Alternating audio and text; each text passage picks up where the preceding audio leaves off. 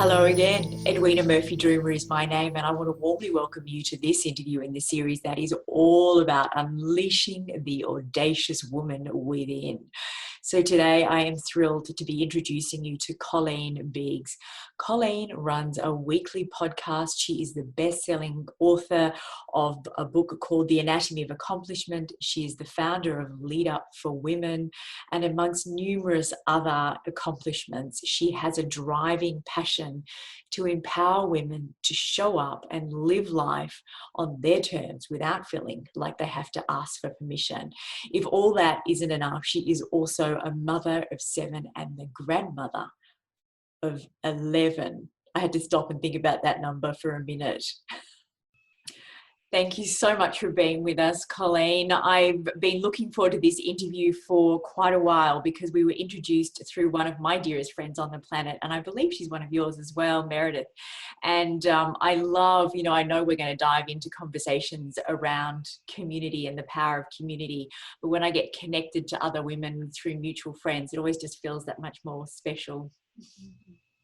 Yeah. So for those in our audience, Colleen, that haven't had the chance to get to know you yet, would you tell us a little bit about how you came to be doing the work that you do? You bet. And I'm honored, Edwina, to be here with you today. So I definitely thank Meredith for introducing me to you. And I love your beautiful soul and how humble and just calming you are. So I feel that energy from you. And I just want to thank you for making me feel so comfortable today to talk about my story, because not all women feel very comfortable talking about where they've come from and who they are. And we spend a lifetime tucked behind different masks, and we spend a lifetime trying to be who we need to be, maybe in the moment, or for who we married, or for what our parents expect us to be.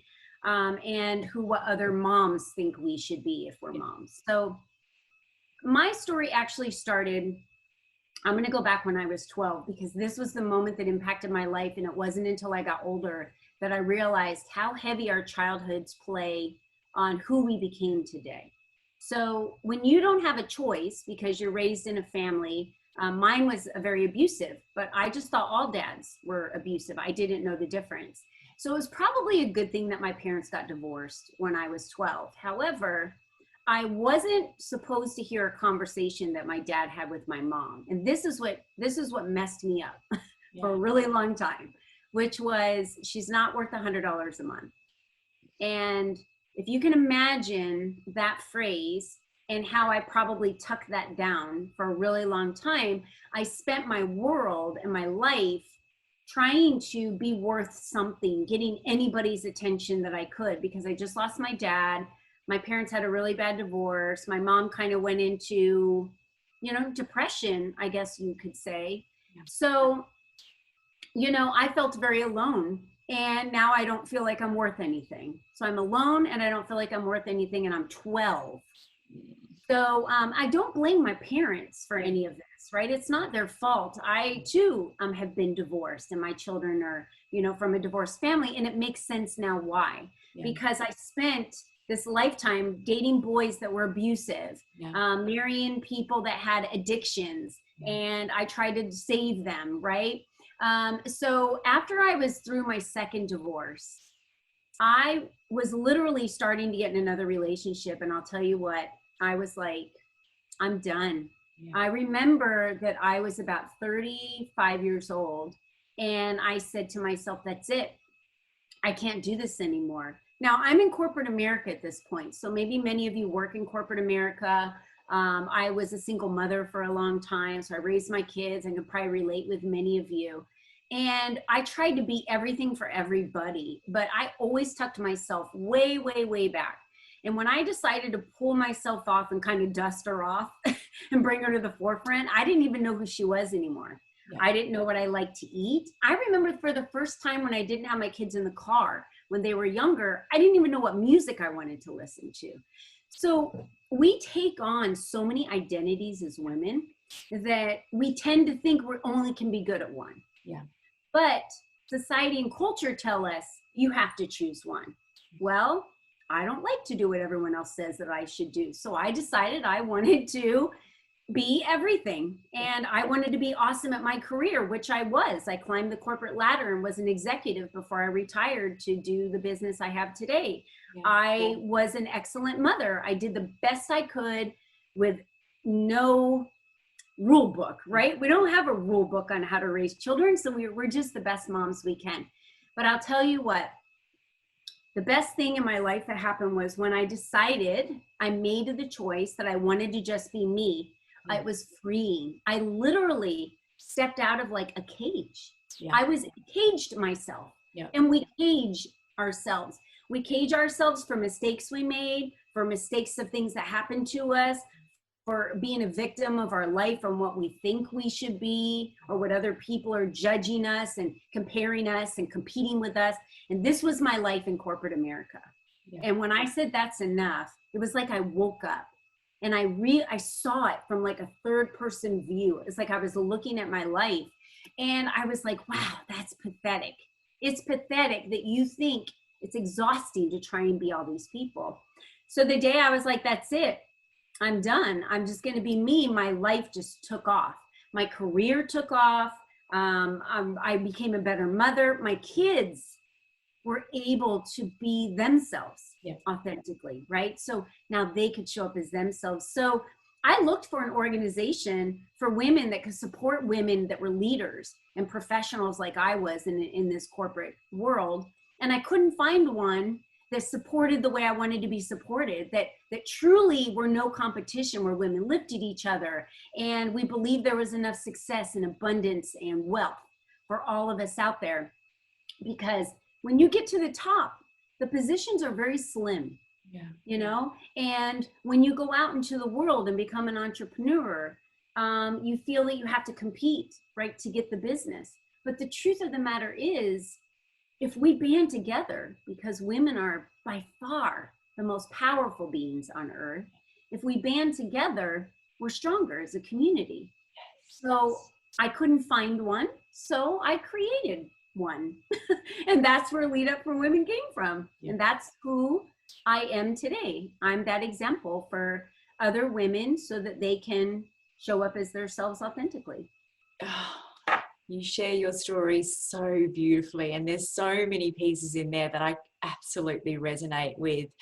I was talking to a client just yesterday about letting go of the teenage girl identity, and she's in her 40s. And, you know, we leave school with this programming of being popular enough or not, or sporty or academic or musical or not, or, you know, we carry all these labels. And unless somebody actually brings into our awareness the idea that you can let go of all of that, it actually doesn't define you in any way, shape or form.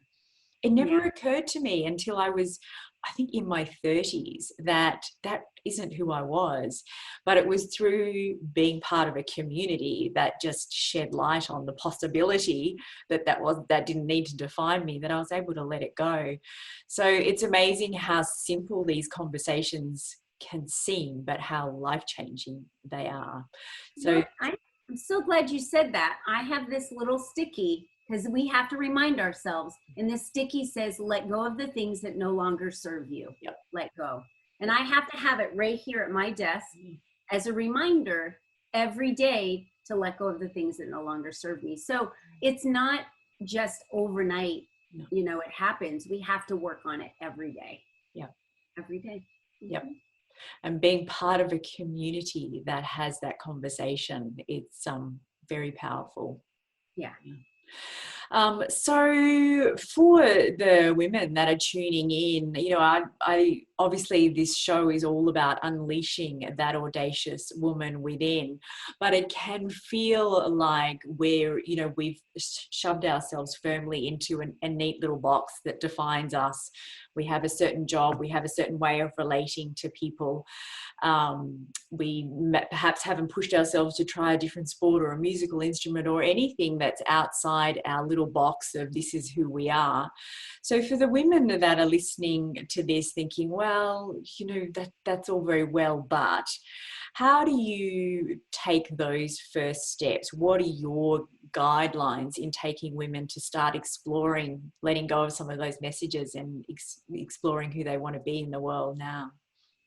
The first thing would be do something that scares the hell out of you. Yes. And I say that because I was 42, I think. My husband and I decided, the kids were grown. When you've got 7 kids like we do, you're splitting your time and going to different softball games, basketball games, whatever their sports are, you're just running around every night during the week. Right? You've got 4 kids. So for us, when we finally were done with that stage, we did something that scared the hell out of us, which was joined a dojo and decided we were going to get our black belts. This was a 3.5 year journey, but it transformed me so much in who I am today, through perseverance, through the belief and respect for my body, through pushing my body past what I thought was capable, my mental capacity past what I thought was capable, the confidence, the self-esteem. Now, I've always worked out. I go through phases where it's, CrossFit or boot camp or running for a long time. I used to run marathons so then it was getting my black belt. Do something that scares the hell out of you. You will always stay in your box unless you step out of the box. Yeah. So if you want the life that you have today, which I'm going to shock everyone by saying it is the life you want today because you've done everything to have the life you have today. Yep. If you want to change it, you have to take one step forward. Yep. And one step forward has to be in the direction that scares you. Why? Because you're uncomfortable. When you're uncomfortable, that's when growth happens. Yep. It's said probably on every summit, every podcast. Yeah. It's nothing that hasn't been repeated 1,000 times over. But when something's repeated that often, what should it tell you? Yeah. It's the truth. Yeah. It's a reminder that you have to get uncomfortable. Yeah. So find something that you've never done, always wanted to do. Look into, maybe it's a sport. Maybe it's working out or hiring a personal trainer. Maybe it's learning how to play an instrument, doing something you've never done before, like you said. What can you do? I have a friend of mine who was in her 60s and took piano lessons. Yeah. She had never played the piano before. So when you're learning, you're growing. Yeah. So to me, that's really where we gain additional confidence, when we start applying ourselves to do something that we haven't done before. Yeah. One of the women that I love to tune into very regularly is Brene Brown, and she did that wonderful call to courage. And she said every morning before her feet hit the ground, as she's getting out of bed, she says, today I choose courage over comfort. And it is stuck with me ever since I watched it, because it's just such a powerful little mindset tweak. It's amazing. Yeah, her and Mel Robbins are 2 of my favorites. Yeah. Mel Robbins is amazing. Watching her, she has done amazing work through this COVID. Mm-hmm. She's very cool. So let's dive into that, creating a vision. So I know you use a vision board to stretch you and your clients into the goals that they want to create. Can you tell us a little bit how you use that and maybe some of the successes that you've had with it? Yeah. As we were talking about earlier, unless you're very intentional with what your needs are, and I know this isn't a religious show. I believe in God, so it's very important for me to mention that, because someone might believe in source or universe or whatever it is. And I say the word universe a lot because I do believe that it's a pool. But, in the Bible, it says, knock and it will be, and I will open. It says, ask and you shall receive. Yeah. We don't ask enough. We do too much, right? So we do, but we're always here in our minds, and we don't ever settle down here or give ourselves space to think or ask or receive. That's the other part, right? To receive, time to stop and receive. Yeah. What I know for sure is It's kind of like that book E Squared. When you start focusing on something that you want, I'll use a car for example. I saw a car one time and I was like, oh my gosh, I really want this car. I've never seen one of these before. Well, what do you think I saw over the next week? About 1,000 of them. They were there the whole time. It's just that I didn't see them because I wasn't focused on it. Yeah. So everything you want is there. You just have to focus on it. Well, how do you focus on it? So wherever you're driving your focus, that's where all your energy is going to. So I was just, like I told you, Edwina, earlier, I was just working with a client who's launching a program and wants 10 people enrolled. So I said, 10's the number, we write it down, and that's all we're thinking about every day. I go into my bathroom, I get a dry erase marker, I write down financial goals. And sometimes my husband and I, because we both own businesses, will make it a competition. He has his number, I have my number, we're crossing them off, we're in there brushing our teeth, looking at each other's numbers, right? So I'm saying that because, and then my other thing is, my vision board is on my bathtub. So when my husband and I take showers, it's very visible from where we're in the shower. And we're not in the shower together. We should be, but we're not. We're so busy. We should be in the shower together, but we're not. But my husband mentioned to me the other day, I really love your vision board right there because it's our vision board. And it has a photo of our cabin that we want to build for our family so we can all go up as a family. And so we have a goal to buy property by a certain date and build this cabin. So he gets to see it every day too. The more that we focus on what we want, the easier it's going to come to us. And when you throw that out in the universe and you ask, you shall receive. Yeah. So that it's that simple. It is that simple. And I have, Edwina, when I left corporate, you said, how has this helped me? When I left corporate, I left a very comfortable salary, a very comfortable benefits, and I retired. I had no safety net because my business had taken off and I needed to work full time on it. Not knowing, this was the investment year, not knowing and I didn't take any money out. I literally had no idea how I was going to keep my lifestyle that I had had. Yeah. And I had never received money back from taxes in 10 years. That year I received an enormous amount of money back from the IRS. That has never happened. I received credits back from credit cards I closed 3 years ago. Oh, we forgot to give you this money. So I prayed every day, and my vision and my meditating every day was, I need to be able to do what I do to build this company and not worry about how I'm going to pay my bills. I just need you to take care of how you take care of how I'm going to pay my bills. I'm going to keep working on the work that I'm doing because I believe I'm called to do this work for women. And these miracles were happening every day. They were insane. We would find checks, like we just found 4 checks that were never cashed. We've never not cashed a check. That's not normal for us. Where did these come from? So miracles happen. Yeah. They will happen in your life if you're and you have to acknowledge and thank for those miracles, but you have to trust and have faith. Yeah. Yeah. Absolutely. And I know, like I go back to, before I started doing this work, and I know if I had have listened to this, I would have thought it all sounded a bit woo-woo. So I love giving people concrete examples. And I know when I started in business, that courage over comfort, investing in my first coach was a huge investment. It was money that I absolutely did not have, but I turned that 5-figure investment into a 6-figure income. And so there was no guarantees, but that's what came from it.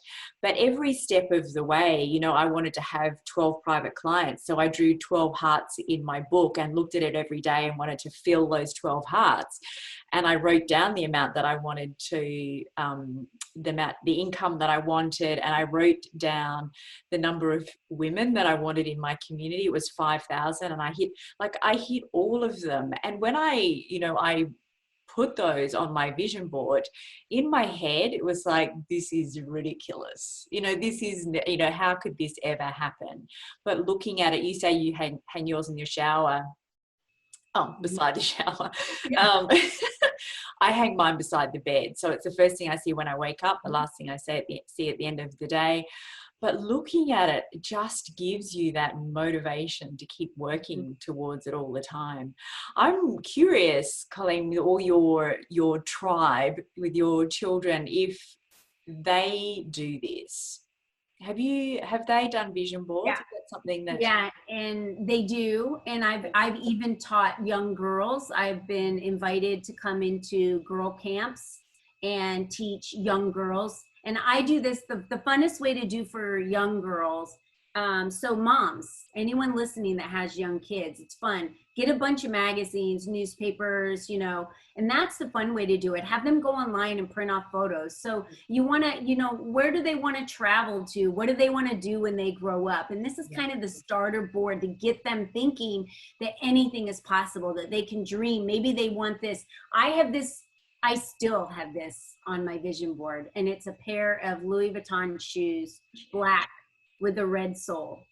My husband actually bought me a pair one year, and they didn't fit, and I couldn't wear them, and he wound up sending them back, and I never got another pair. But let me tell you, it's either Louis Vuitton or Jimmy Choo, one of the two, because I just love shoes, and it's on my vision board, because we need to remember that we need to understand that luxuries that we may want to have is not being selfish. Yeah. Because we might want a luxury, or we want to celebrate a success and buy ourselves something. When you have laser-like focus and gazelle-like intensity, you need to be able to celebrate. And women don't celebrate enough the moments or market themselves enough. So if it's one thing I've taught, and I walked into my husband's office the other day, and he has numbers written, he has pictures of the next vehicle he wants to buy. So he just created a vision board. So I'm really happy to see that. And all my, kids I've taught a little bit differently. Yeah. So some of them have routines that they do in the morning with journals, and they write them in their journals. Some of them, everyone does it a little bit differently, but most of them always have some type of photo in their house or something written down in their wallet that they carry around with them. But they're very faithful, and they're very close with God. So they pray a lot, and they have that relationship. So they're not strangers to thanking for what they have and asking for what they need. Yeah. My Louis Vuittons are turquoise blue with a red sole. Really? You have them, or is it on your vision board? They're coming. Yes, mine are coming too. Actually, I got mine delivered, but then I sent them back, and then we have never gotten another one. But yes, it's on my vision board because it's very important to me. And as I was telling you earlier, just like Jim Carrey carried around a $10 million check in his wallet, I have a $1 million check sitting there, because the impact level that my plan is to make for women, where the way they're seen in corporate America is not the way they're seen today. The way they're seen in a family is different. The way women are valued in villages is different. The only way I can make that impact is an obscene amount of funds to fund those massive changes where you impact cultures in other countries. Yeah, absolutely. So I think, if we can talk about community, I know that's, something that you're very passionate about, and you've built a phenomenal community with Lead Up for Women.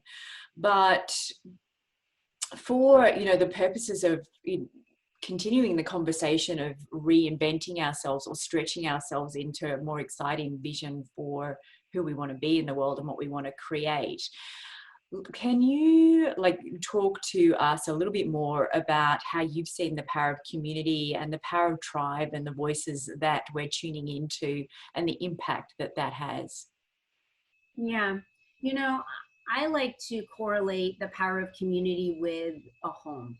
So there's one place that you and your children should feel safe, and that's your home, right? It should be the one place that is like your place that you can be the goofiest, you can be off your game, you can be tired, you can be happy, you can be sad, you can be angry, you can be everything that you are and show all your emotions without any hesitation. Yeah. That is the power of community. When you truly have a community where everyone in that community is there for the same purpose, wants the same outcome, that's where you get real change. Yeah. You know, one person can have a vision, but it's the community itself that's being built that the women can actually transform. They can change. They can be courageous. They can be brave. They can show up. They can step forward. They can cry. We have a lot of crying on the podcast. And I welcome it. And I welcome everybody's identities and all of their differences, because we need to celebrate that we are all different. And that's what community can do. When you feel safe, that's when you can make those big transformations. That's when you know I can show up any way I want today and nobody here is going to judge me. Because I hate to break it to everybody, but judgment is not about you anyway. It is always about the person that's judging you, because it's whatever their insecurities are reflecting on you. You are fine. There's nothing wrong with you. Yeah. So I always say, you know, to my teenagers, particularly the girls, they're so worried about, you know, how they're looking and what they're wearing and what people are thinking when they walk into a room or the classroom. I'm like, 99% of the people in there are just thinking about themselves and not even noticing what you're wearing, or, you know, people are much more inward focused. And I think that if we could get that into the minds of our beautiful teenage girls then, rather than waiting until they're 40 something, it would be such a gift. Right. And we have that opportunity now, just like you and I talked about, you know, the more that we work on ourselves. So whenever you're on an airplane, been said 1,000 times before, you cannot put everyone's masks on and get past row 2 without your own mask, right? Even though you might want to serve everyone, you have to put your mask on first, or your child next to you won't make it. So if we put our masks on first, meaning if we strip everything that's keeping us caged up first, if we work on ourselves, if we take care of ourselves, if we show up authentically and do all of this, we're showing our children that they can do the same. So that gives everyone else around us, and now we have the opportunity to have our cup runneth over to give more to them. But we can't give first and exhaust ourselves to where we have nothing left to give. So to raise those children, the best example is just teaching them to be their best selves, because it doesn't matter what anybody else thinks. I always use the phrase when I was younger, I'm rubber, you're glue, whatever you say bounces off of me and sticks back on you. There was a reason why we were taught that, and it still is significant today. So if I'm in a room full of people and maybe I'm starting to feel insecure about something, I just have to remember nothing can stick on me. So you're fine. You're fine. I'm rubber, you're glue. I've never heard that before. Really? No. Oh, it was really big when I was younger. So yeah, I'm rubber, you're glue. So anything you say just bounces off of me and just sticks right back on you. And the meaning behind that is whatever they're saying has to do with them, and it has nothing to do with you. Yeah.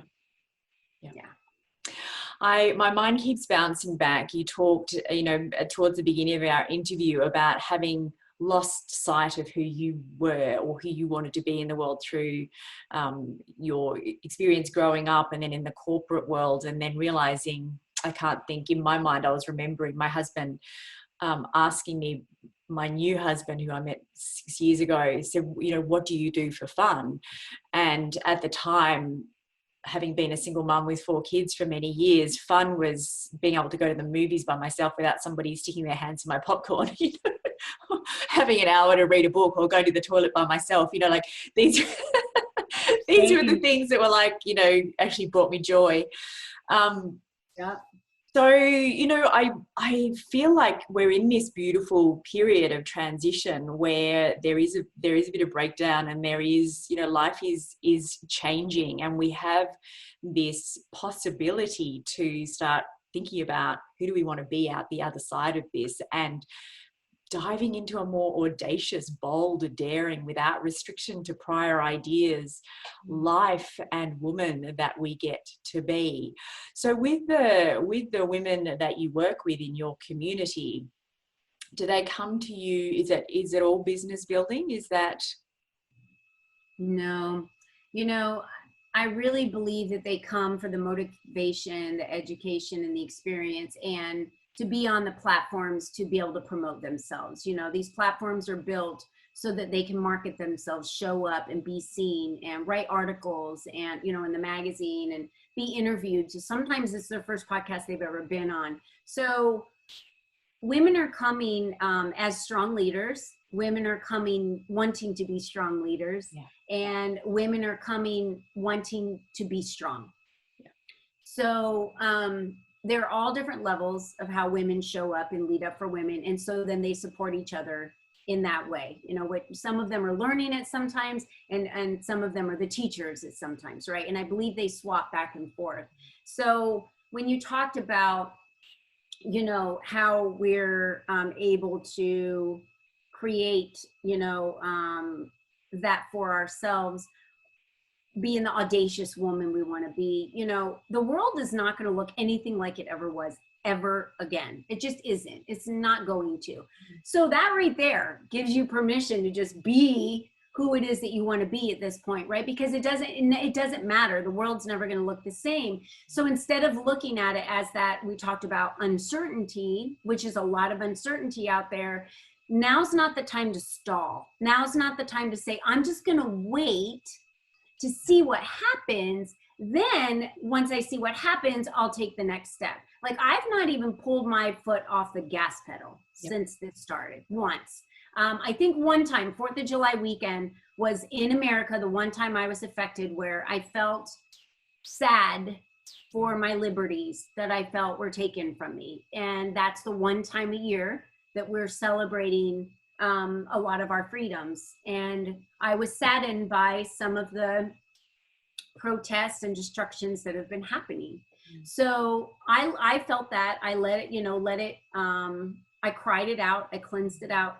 But there's no time to stop pushing the gas pedal, right? You can reinvent yourself to be anyone you want to be. I became a certified first-degree black belt. Did you think I ever thought that would ever happen in my life? No. And when people hear it, they're like, that's insane. I'm like, I know that's crazy. And I was in a ring fighting other women that were my age. Why are women in a ring fighting each other? I don't know. But it was fun, and it was something I've never done before, and it transformed me to be a different person. So that's why I'm saying, don't take your foot off the gas pedal. Don't wait for somebody else to give you permission to live your life. Nobody's coming. No one's coming to give you permission. You have to give yourself permission, because you own the power to make the choice. Yeah. So you need to make the choices now and create the certainty in your life that you need in an uncertain time. Yeah. You know, I have a certain way that people see me in the world, and I can be quite polished, and, you know, people think that I have a, you know, sort of a posh personality, but, you know, like all women, we have all these different layers. And so one of the things that I did, which we'll go back to when we can, was to start pole dancing, because it just felt like this audaciously crazy, and no one would expect it. I love that. Like, I think it was about the second lesson, I pulled this muscle in my stomach, and I was like, oh my goodness, this is much harder than I ever anticipated. That's great. Yeah. So what do you feel, you know, I can hear that you have done so many amazing things, and there's been a lot of transformation in your life through almost shape-shifting different ways of being. If you were going to pull out the most bold and daring decision you ever made, what do you think that would be? Besides just being me, which was scary as heck, right? It takes a lot of courage to say, I'm just going to be me, because now you're vulnerable and raw to everything.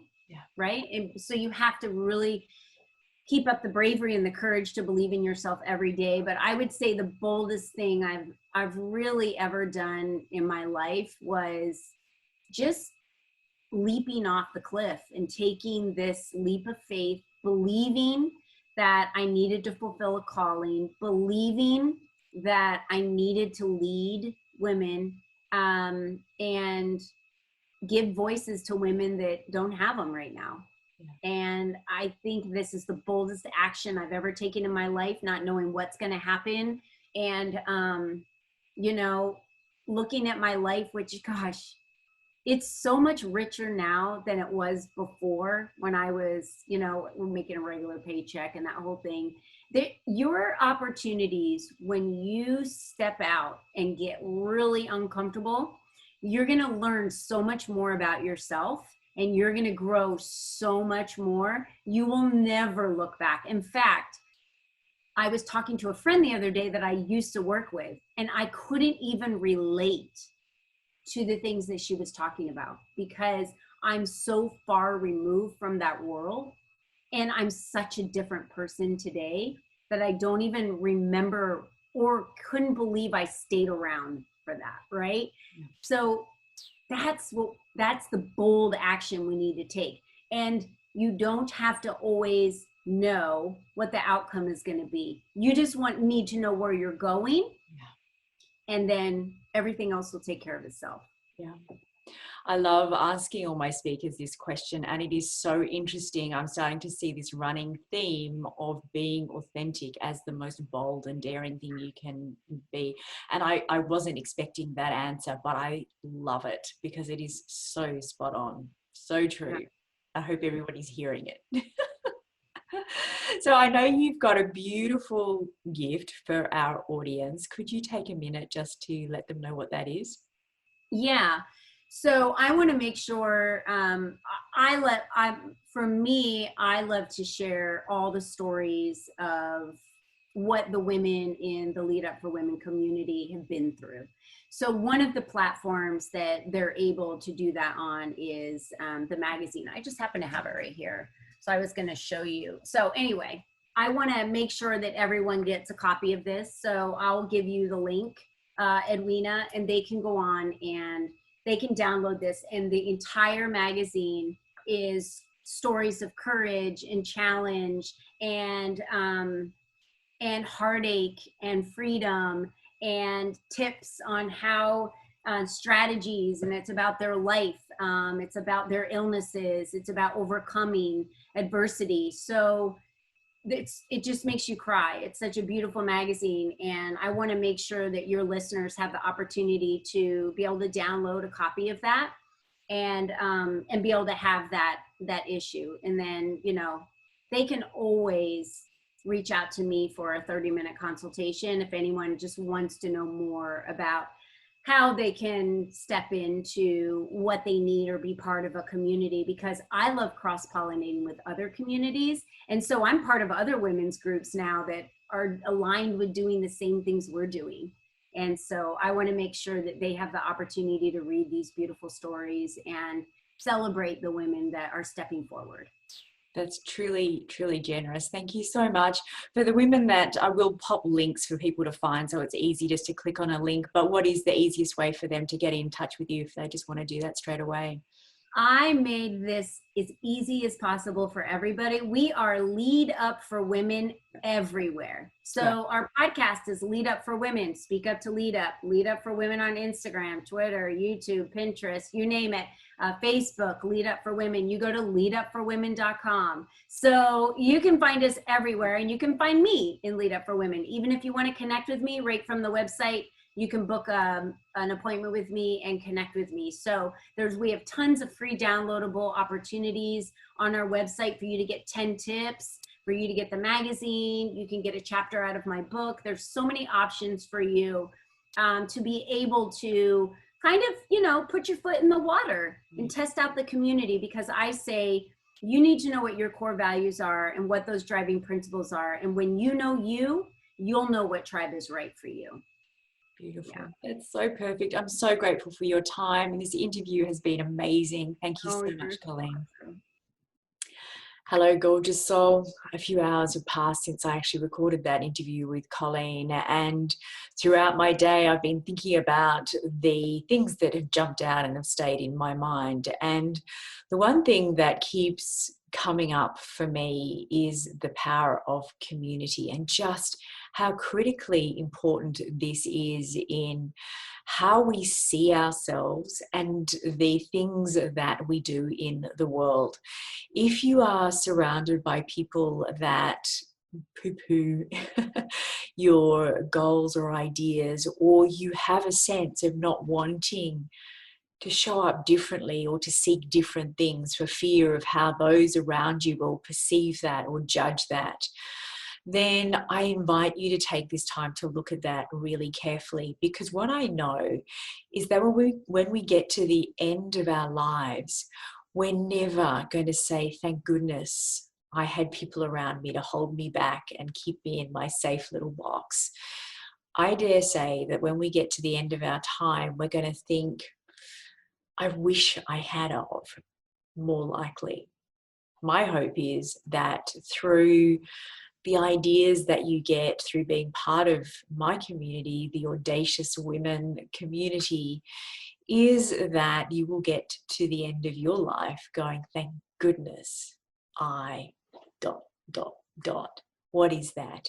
So I invite you to think about, what is it that whenever you see it in a magazine or you see somebody else do it, or there's a woman that speaks, it may be a man, but if there's a woman that speaks in a certain way or acts in a certain way, you just lean in. It's like, oh, that's so inspiring or so empowering, or I wish I could. Is it the way you dress? Is it who you are being? Is it what you are doing? Is it what you have? Look at all those things and go, who would I love to be? What would I love to do? What would I love to have? And then ask yourself, what is stopping you from having, being, and doing those things? And make a plan. Pick out one deliciously audacious goal. Is it to wear bright red lipstick? Is it clothing that you would love to wear but you've put off wearing because you think you need to lose a couple of kilos before you do, a bathing suit, or look to other women? I know that I look to Ashley Graham for inspiration because she's a big busted woman like me, and I never see that anywhere else. I never see it in swimwear catalogs or models or anything. And so I've spent all my life feeling like a freak in that area and kind of wanting to hide it and definitely not wanting to put on bathers. And then I look at Ashley Graham and she is just owns it, and she's so damn sexy and sensual and beautiful and bold, and I go, yeah, I want me some of that. I want to take that on and be that woman as well. So who is that for you? What is it? Is it something that you want to have, something you want to do, or somebody you want to be? And step up with a deliciously audacious goal, because together we can bring that to life. All right, that's it from me today. Much love. Bye for now.